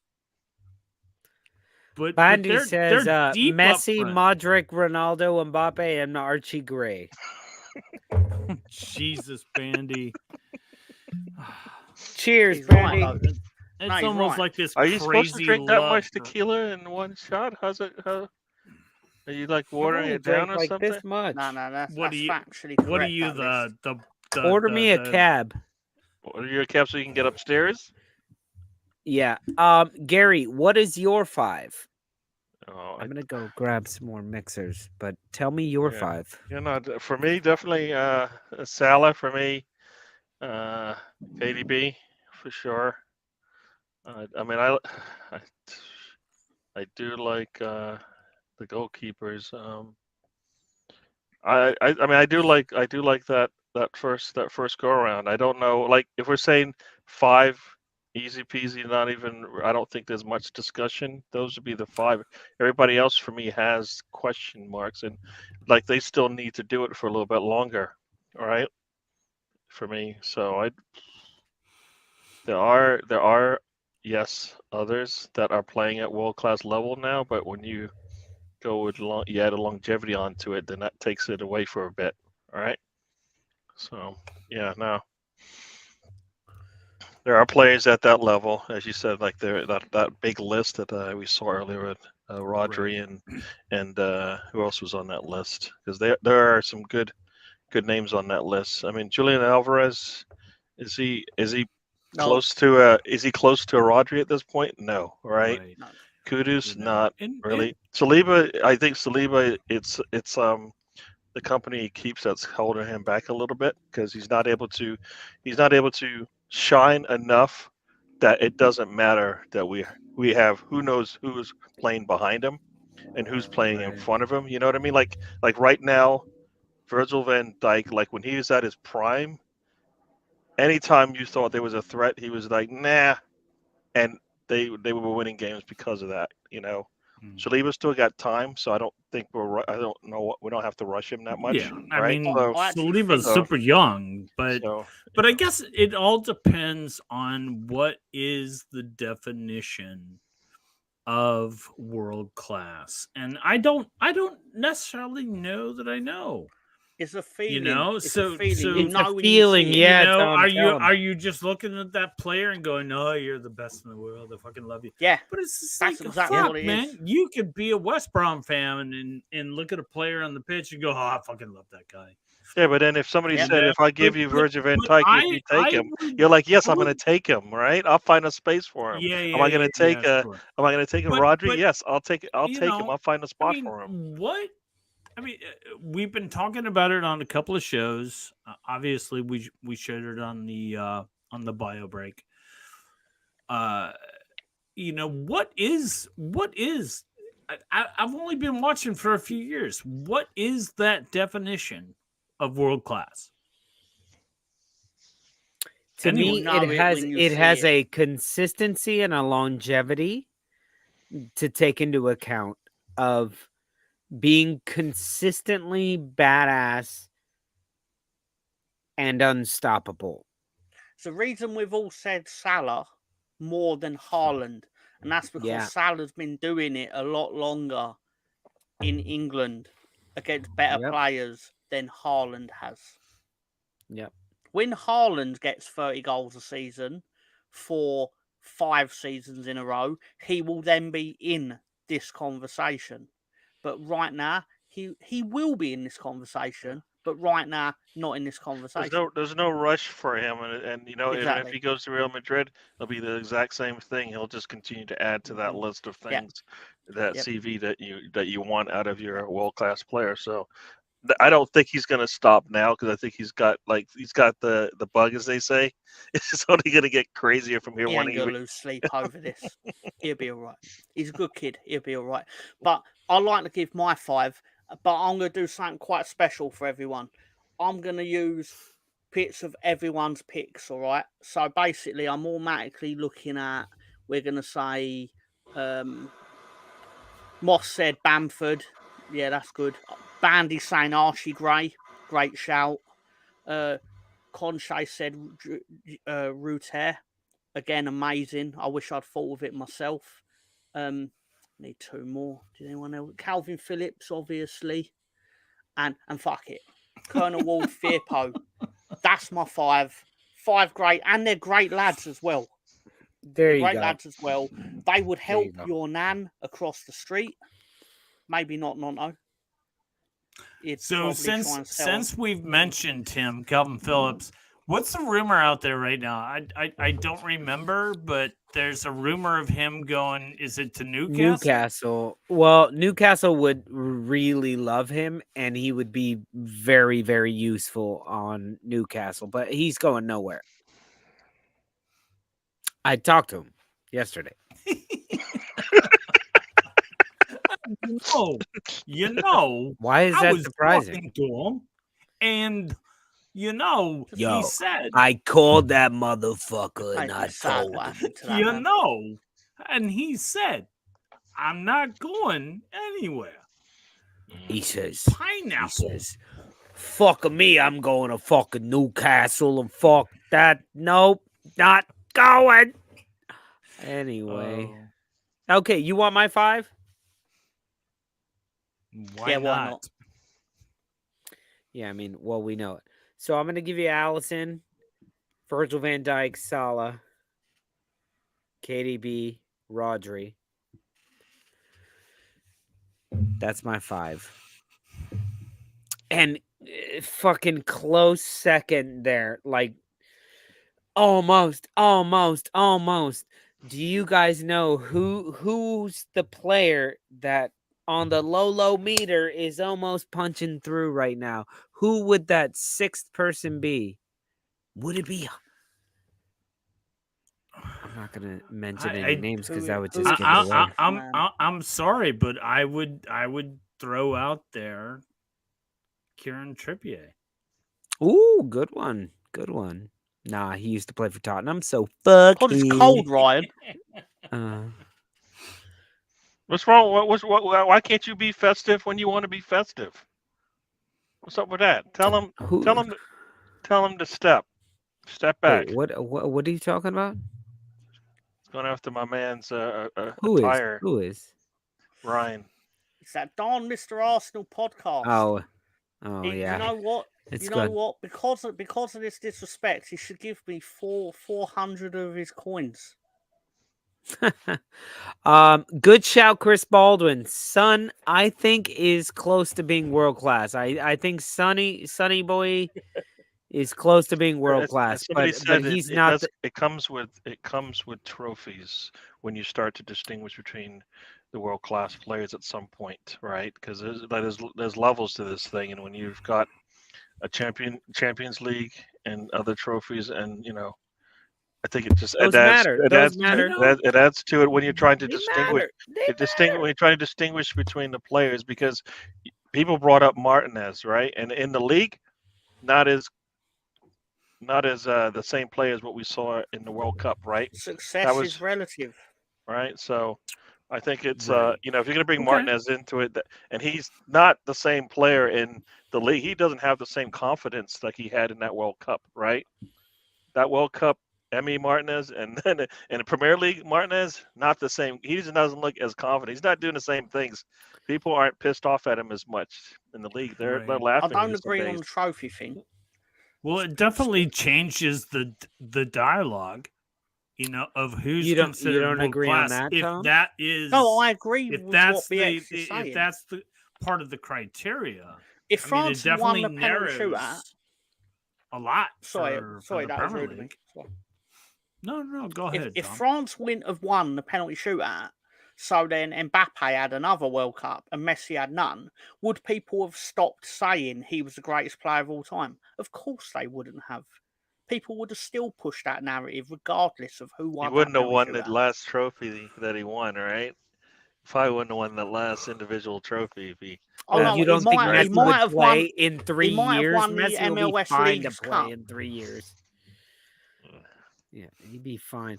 Okay, so listen, if no trophies don't define a player's world-class ability, therefore, the fact that you win It trophies does if you play for Tottenham, though.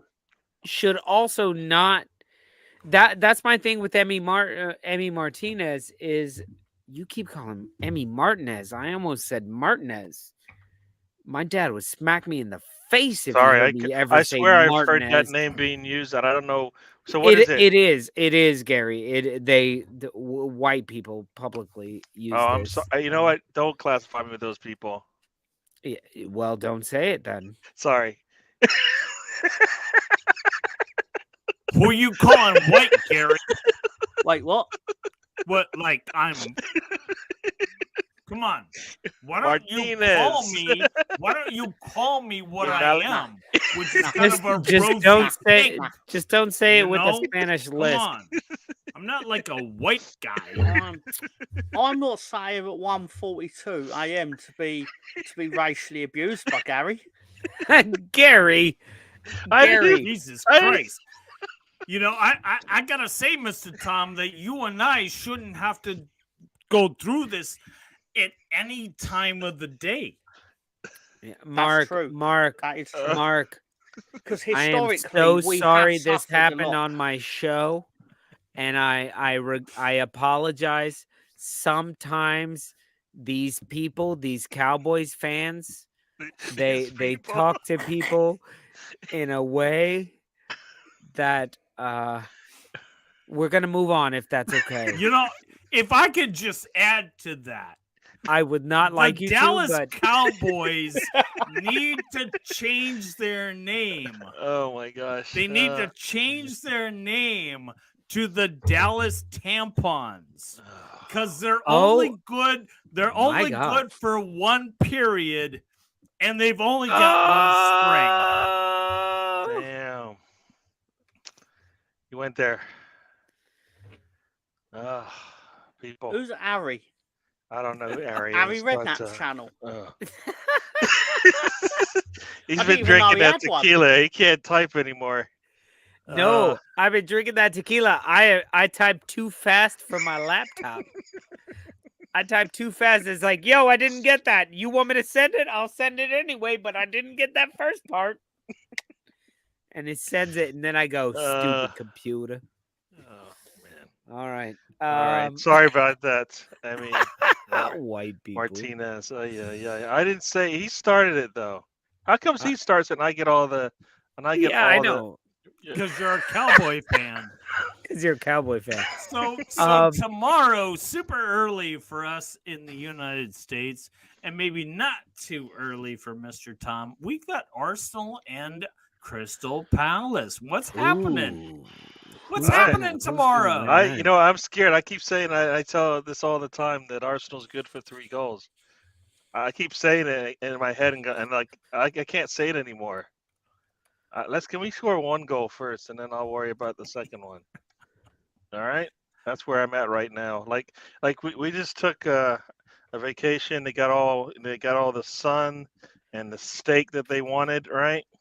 So they should be all ready to go. I didn't like the practice tape that they showed. I didn't like it. So still shows all the problems we got. So hopefully they've learned. But I'm concerned that we're going to see the same thing we saw before. These guys going to, like before, they were looking forward to the holiday season. Now they're going to have Dubai Blues and stuff. So I don't know what type of team we're going to get. Are they going to be up for this fight? Because I think Crystal Palace will come to play, no matter what. Right? Doesn't matter who they're missing, they will come to play, and we've seen it all season. If you don't do your job, they will do their job, and you won't like it. Oh, I'm excited, Gary, about this match. Arsenal are going to go up 3-0 in the first half. Mr. Tom, put that on your bed sheet. Fuck, we didn't do betting in the dark. God damn it. I have betting in the dark. John sent it to me. But Martin Odegaard will have 3 assists tomorrow morning. I'm looking forward to Very that. adventurous. Let me just say 3G/A. 3 goals or assists tomorrow. I'll take that. You know what? If there's one player that needs to do something like that, he would be one, because then that would mean that we're having a good day all around, right? Right. It is happening.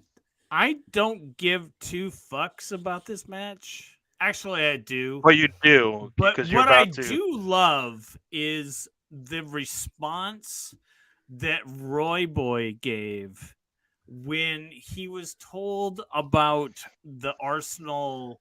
Oh, they're not playing so well, and they were like, "Oh, they had this result, and Roy looked dead in the camera and he said, "Oh wow, man, that's absolutely chaotic." No, Marker. Yes. You know But what I'm Mark, saying? You're butchering it. Come on. He said one word. He said one word. Who he's playing. He said one word. He just wants to play. It was brilliant, Mark, because you're right. That interview was brilliant. They said, "What do you think about Arsenal?" They've and he's like, "What do you think about what do you mean Arsenal?" And he's like, they've lost 2 matches in a row, and if you guys beat them, that could become 3, and then they'll, what would you think about that? And he goes, crisis. Crisis. That's what it was. Yeah, that's it. Like, Not crisis. chaotic. So you know what they're gonna, you know how they're gonna play tomorrow. We know exactly how this thing's gonna go. I want right? more. We're gonna struggle. They're like gonna lay it on us. Roy and They're gonna and Dyche, and I want more managers like that. Yeah. Well, you know what you're supposed to. You're supposed to do this though. When a team is vulnerable, you're supposed to set your team up to make sure. Guess what? That vulnerability is a problem for them, and they can't stop it, because you have you see that the weakling, the weak link in the chain. You just lean on it, all right? If you don't, then what's the point? That's what I don't understand with Arsenal sometimes is they'll have a player that should be on a yellow gets that yellow early in the game, and then we kind of go away from it, and you're like, wait, what are we doing?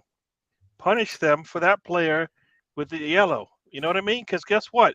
He has to play differently, and eventually either we get the goal and it's too late, or what happens usually is later in the second half. When you're really going for it, they're like, he's out, and that's right. Yeah, you got to punish teams. Yeah. But here's the thing that I'm trying to talk about here is that there are managers out there that are absolutely just like matter of fact, and they just lay it out there, and like with Roy, it's like someone might say something and like, are you taking the piss? or like a Sean Dyche who might be like, I'm not really sure why you're asking me that, but fuck off. When you get to like teams that have these kind of cavalier managers and are like, well, we lost, but it's only because of this or only because of that. It's like, I mean, like they're honest, they're pure, they're like, they're not the best managers, but they're what they say is just out there. I don't know if I'm making David sense Moyes, at all. Yeah, Well, Gary O'Neill's you are. But standing there. David Moyes is 76 years old, so he's also a 76-year-old person just talking, and which I think is a brilliant. If we could have more 76-year-olds on camera, I will take 100 David Moyes over a single Arteta. Just because nobody asked you. Nobody asked goddamn you to bring entertaining. Nobody No, asked you to bring that up. Why you bring? Keep my manager's mouth out your mouth. I will come over. Keep there, my Gary. manager's mouth out your mouth. Stop licking my manager's mouth. You keep putting my manager's mouth in your mouth, and he doesn't like it. He already has a wife. Right. Got Gary over here with a mouth fetish, and Mark should go straight on YouTube and just type in English football 1980s, because they'll have 22 Sean Dyches. Every club was managed by a Sean Dyche type. It'd be like Sean Dyche porn for you. Yeah, you love it. And then one door up, Gary would be there going, I wonder how many of their mouths I can get into a mouth. Or something like this. I actually don't even know if I love Sean Dyche as much as I just want to have a drink with them. Seriously. I want to drink with Sean Dyche. Yeah, that would be a great time, I think. All right, guys. We missed our chance earlier because I am not the director of this show, and I completely forgot about it. But it is time, before we walk away for the evening, for Betting in the Dark with Mr. Tom. So, Mr. Tom, go gather your notes, get yourself prepared, have your last cigarette and powder your nose, because it's time for Betting in the Dark with Mr. Tom. Betting in the Dark with Mr. Tom. Come on, love, place your bets. All right, Mr. Tom, what do we have? Roll up. We're going to start off with the early kickoff with a nice appetizer. Yes, just shy of 100. I'm going to go Havertz first. Eddie will finish it off. Nearly 100. Yep. Whoa.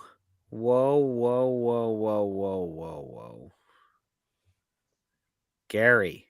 Yes, sir. What do we think about this? Well, I guess Eddie's coming off the bench to seal the game late. Yeah. That's how I feel like that. And, the 1-0 for like 80 minutes of this match is probably where we are right now, as far as this is basically the kind of roller coaster ride that we go on with Arsenal. And, they're going to hit the post. They're going to hit the crossbar. They're going to have a goal called back. All that drama, and that will make everybody's day in football land. And then Eddie comes on and finishes it off.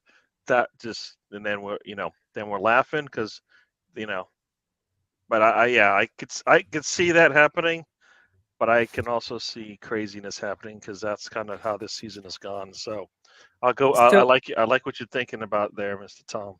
Okay, Tom, I like this. Is there an adjustment we could make to correct the Havertz goal? Could we say it's a bumbling goal? Would that give us better odds? Well, like he just kind of fucking barrels in and it goes in somehow, but he didn't really mean it?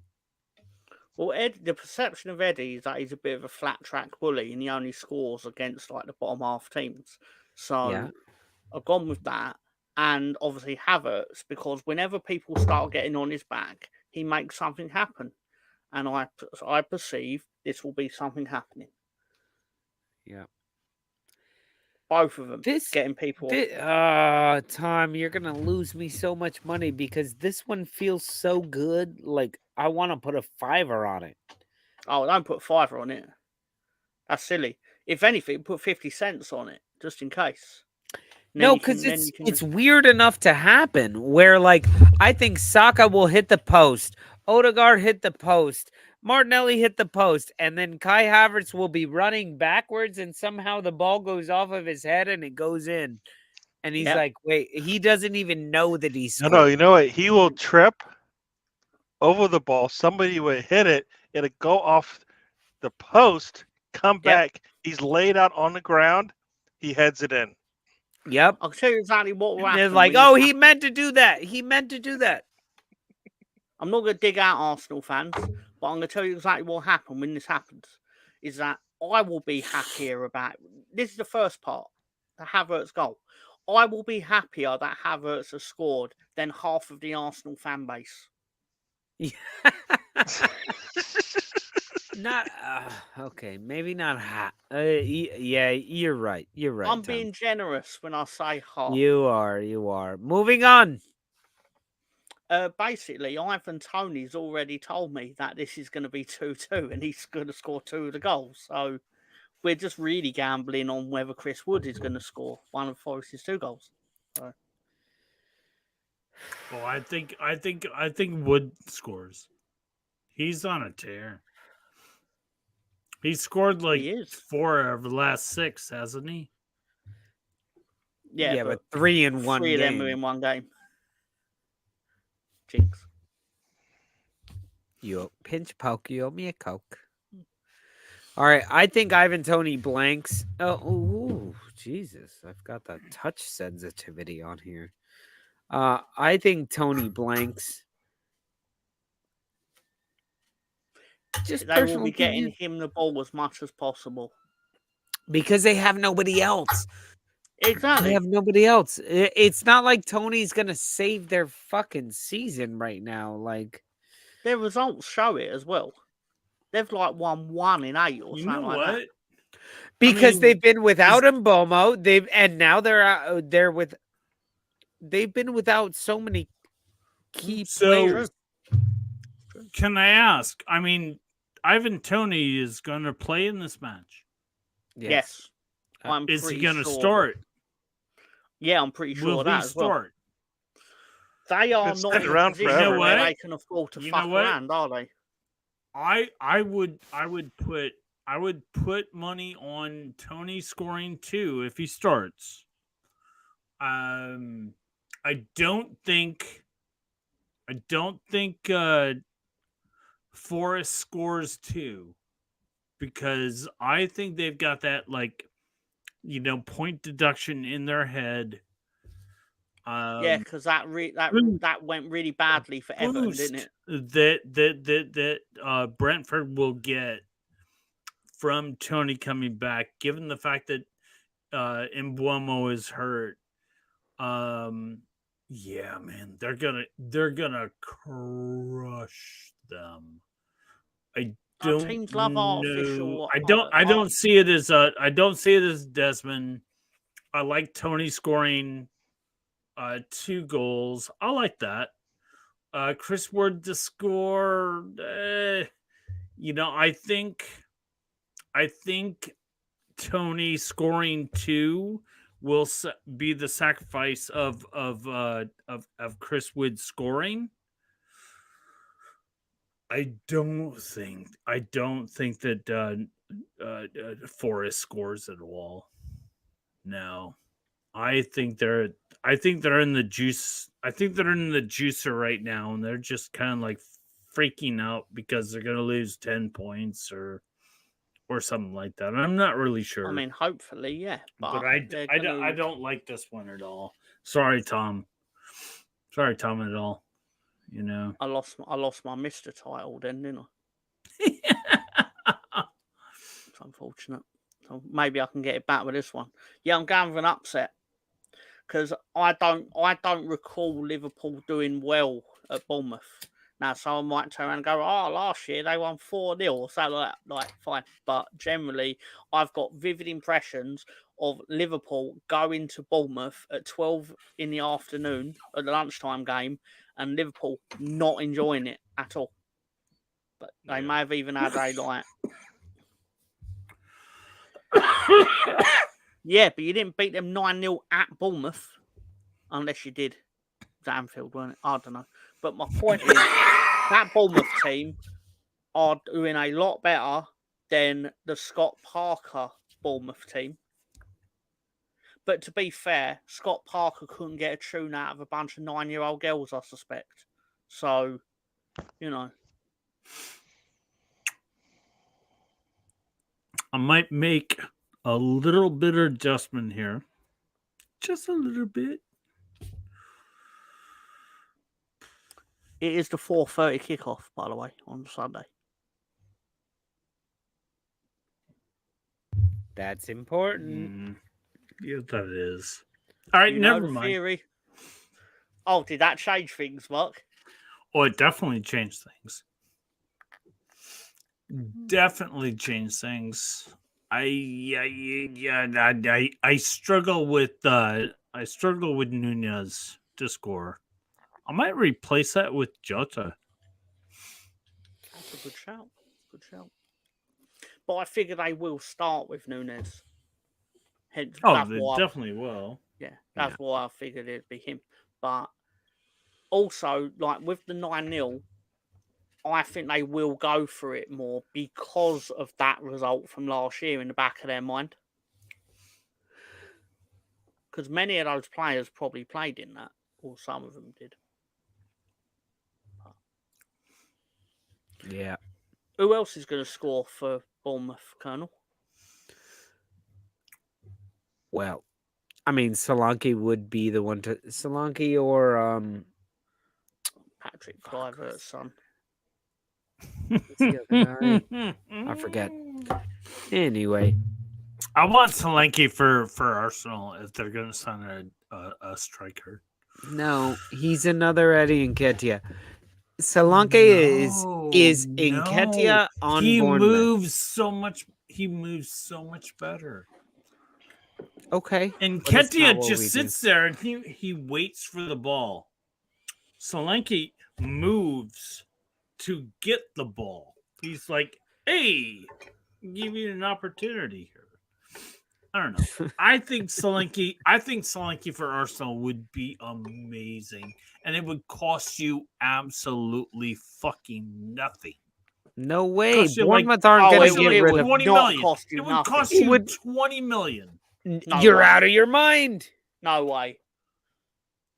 60 to 80. No. Yeah.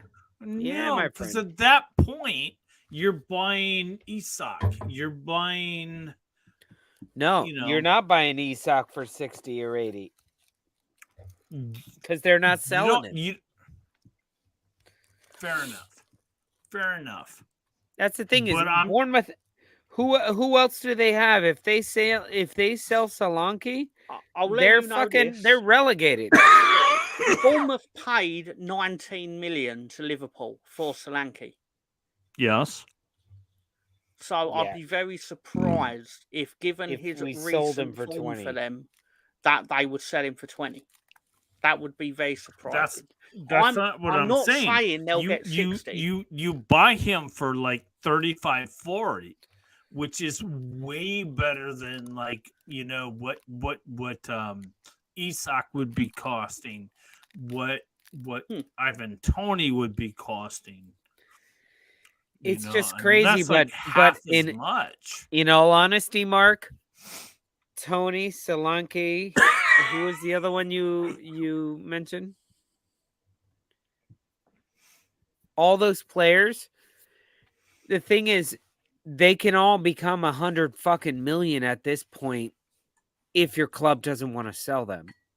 Right. So, well, we're all fucking notorious of buying players for 100 million. Yeah. Once, Mark. Once in our history. What do you mean we're notorious? Once ever in our history. Oh, I guess. Okay, fair enough. I mean, Jesus was what, 70, 60? No. I don't know. I don't remember what he was, but much less than that. Anyway, well, folks, it's been a grand old time hanging out with you guys. It's been a lot of fun. So, we are heading out for the evening. Good night. I hope you guys have all enjoyed happy hour. Mark, Gary, who is asleep, and Tom. Thank you guys for joining us and having fun with us Hang on, tonight. excuse me. I didn't go to Mister's college. I didn't go to Mister College for 7 years. To be Dan David, just Tom. What's going on? Mr. Tom, I'm sorry, Mr. Thank you. Tom. Forgive No, me. I'll be on Mr. Arsenal podcast most likely because it's an early morning match. But then we will have our what you call it show later on with Mr. What's our show Tom. called, Gary? It's called the Road Trip People. So join us, Thank Mr. you. Tom I and was asking myself, 'cause I and forgot I it. don't know who else is going to join us, but it's always somebody different. So sometimes it's Sam, What and time is sometimes it it's at not. tomorrow? 10 a.m. folks. 10 a.m. on After the the match. So yeah, 3 p.m. for you guys in the UK. So yeah. I had to mute Mark. He keeps fucking Jesus. It's like what is dying on us over happening here, there? man. He's in the Wild West. He's using a fucking handkerchief like Bless him. he's Bless him. What a guy. going. I'm gonna unmute you now, Mark. All right, there we go. Sorry. Well, thank you guys very much for joining us. We've had a great time with you guys. I hope you all have had a great time as well. That's it. Where do I push the button? All right. Thank you guys. We'll see y'all later.